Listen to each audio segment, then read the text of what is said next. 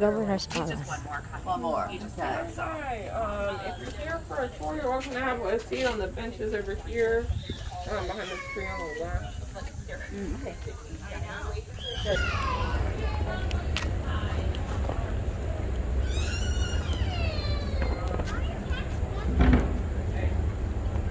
What's this? It's called, Fun kitchen. yeah.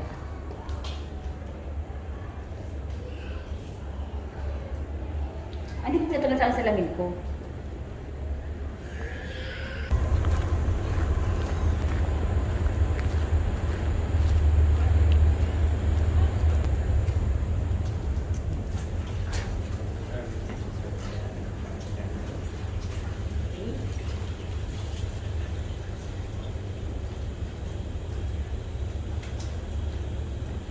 Hi.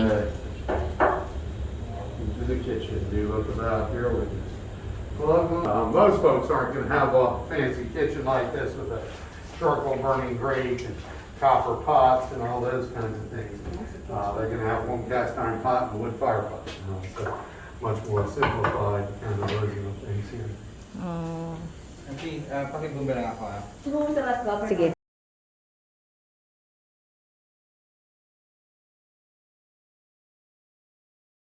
Thank you so much. Thank you so much. Sure, enjoy. You know what's my favorite? This one. Chocolate. Chocolate. Nothing wrong with chocolate, right? Yeah. Today, into the governor's kitchen, we're just sort of plugging along here, just finishing off. We're going to be working on a dish called ragu, beans, and potatoes. So the potatoes are going to get mashed. So this is what they're using Pounded up in the middle of the recipe. With some for the breadcrumbs governor. on top, and then they're going to be surrounded by a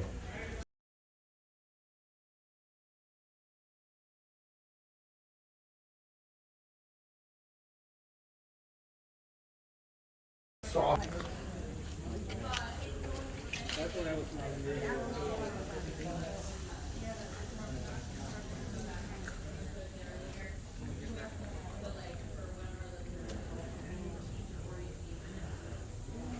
Just in the front in case I ask questions.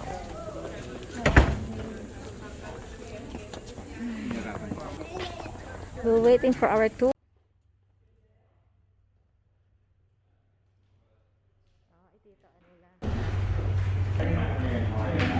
Good afternoon. How are you doing today? Good. Good? Excellent, excellent. We're going to spend about 15 minutes going through the Governor's Palace. You are welcome to take photographs. It's a very time thing, so take it when I'm talking. Once I get a signal. Do you know what the first one is? Jamestown. Jamestown. Yeah, 1607. And why do people come here and leave everything they're familiar with to come to this wilderness area? It's hot, humid, awful weather. Why did they come here? Money. Thank you, for money, that's right. It's not true for each colony. Yeah. Each colony's a little bit different on that and the development, the evolution of it. But you know, most people think it's religious freedom, which is a very different religious freedom. It's freedom to practice your religion without persecution. But Massachusetts is not tolerant of any other religion there. Yeah. Okay? But Virginia is purely an economic venture. And they took a little bit of time. They landed at Jamestown, not the best place for a capital. It's right on the water, it's marshy. But they found that tobacco, a really high quality tobacco, comes from this great soil here. And so that's the money. But it's hard work. And there's a lot of adjustment. So Jamestown's all about getting started, trying to find a way to make money and survive. Williamsburg is about success. So when the State House burned down the fourth time, they decided to move the capital to Middle Plantation, rename it Williamsburg in honor of King William, and lay out an appropriate city to reflect the position of the colony. Now, have any of you met a Virginian that goes back many generations? You will know it if you do, because they're very proud. They were proud then and they are proud today. So they want to show permanence. We're successful. So the palace is made out of brick. All our public buildings are brick to show permanence.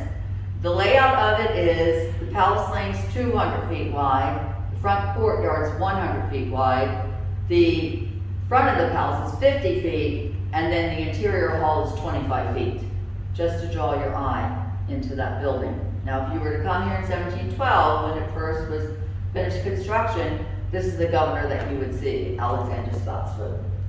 And he is the king's representative. We're a royal colony, so our governor is appointed by the king. So we're gonna have 7 gentlemen that serve the king. Then Virginia declared their independence on May 15th of 1776 and went about very quickly to create a written constitution and a written declaration of rights. So our governor now will be elected, and that gentleman, the first one was Patrick Henry, second one was Thomas Jefferson, and the capital moves one more time, for the last time, to Richmond. It's a more central and safer location. And with that means this thriving city is no longer a thriving city. It's not the capital any longer.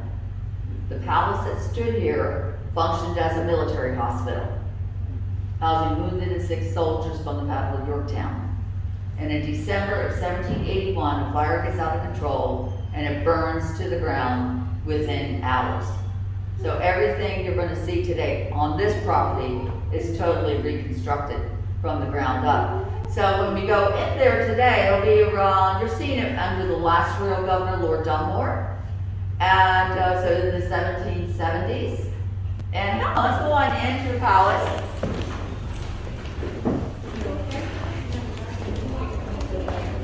Please be careful going out. Thank you.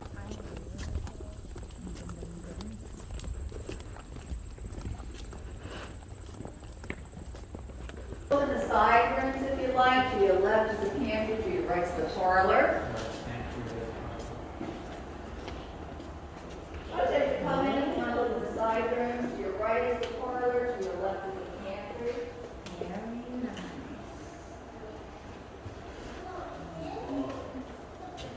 Looking at, there's pantry over here, parlor on this side, and then we'll go in the hall for a moment and just talk a bit.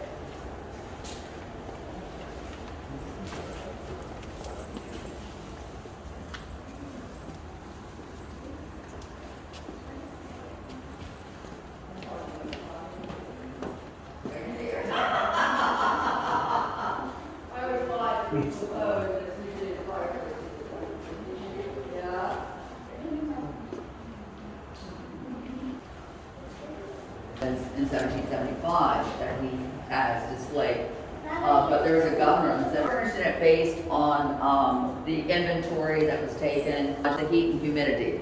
It's not worrying about it burning down, because in New England the kitchens are in the basements. It's a matter of comfort there, and keep that dirty dirt outside there, because you know where your food comes from. Let's just put it that way. Okay, so all of these would be workrooms on the first one this side. This is a public room set up for business right now, but we embrace being part of the British Empire. It's the most powerful, wealthiest empire in the world, and we enjoy freedoms and rights like no others in the world. And Englishmen know that and understand that. Each of us in the colonies that are free-born people, we understand that, those freedoms and liberties there, okay? So it takes a lot for us to declare independence, especially Virginia. Virginia was considered the most loyal to the crown. But being part of the British Empire, the weapons that are displayed here are to show us our strength. And also, they're here to protect us, okay? But if you're outside of the British Empire, then it might feel a little intimidating. So it's all making a statement. Primarily, these weapons are for show. They're not to be taken down and used unless necessary to supplement what's in the magazine there, the military warehouse. We know what there were and how many, because when our last royal governor leaves, he leaves these behind. So Virginians come in, take them down, make a list of them, take them to the military warehouse, and have them worked on if need be. More than likely, we can't say definitively, but the weapons were used during the Revolutionary War against the British. So what we're going to do, we're going to walk by the family dining rooms to your right, take a look, and then we're going to enter into the ballroom. You have any idea what activity goes on in the ballroom? Dancing, yay! Do you guys dance? Yeah? Okay, well, come on, let's go. Think about it. Connor. Give it to mommy and daddy, bud.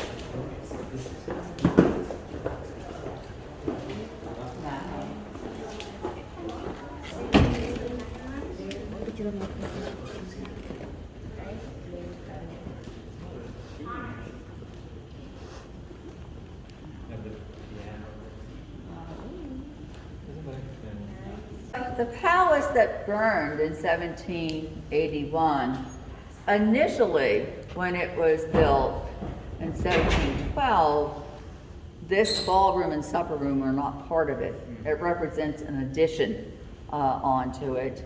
And the first ball to be held here under Governor Dinwiddie was to honor the King's birthday.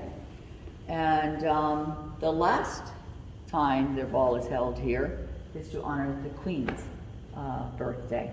And these are life-size coronation portraits of King George III and Queen Charlotte, and these actually were painted in the 18th century. Invited to the ball. Who would be invited to the ball? Have any of you been born into a wealthy family? Don't feel bad, I haven't met anyone yet, okay? So, it is inherited wealth at this point in time. With the Lees of Virginia, the Byrds, the Carters, the Randolphs. You hear these powerful family names over and over again. Your inheritance, what makes you money, is property. You need land for tobacco, but you also need labor. 40 out of every 100 people that lived in Virginia was enslaved.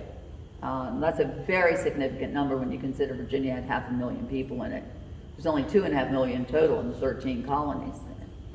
So you would see that all about you. But if you have been born into a family of privilege, you have an education unlike others. But you also have a duty to society. You have a duty to give of your time without compensation, because you understand with privilege comes that kind of civic duty there. So your education would be very different. It would be academic, but also social skills there. So dancing is a bit competitive. Yes. You. And it's the highest ranked couple to the lowest ranked couple. This is in January of 1775, an interesting time. Who would have come to the ball? Would all the wealthy people come to the ball? Because what has happened in 1775, 1774? The Congress has met. It's united the colonies, and we have taken action together in a way to find reconciliation with the crown. So there is hope for reconciliation. That is when that 13 colonies come together.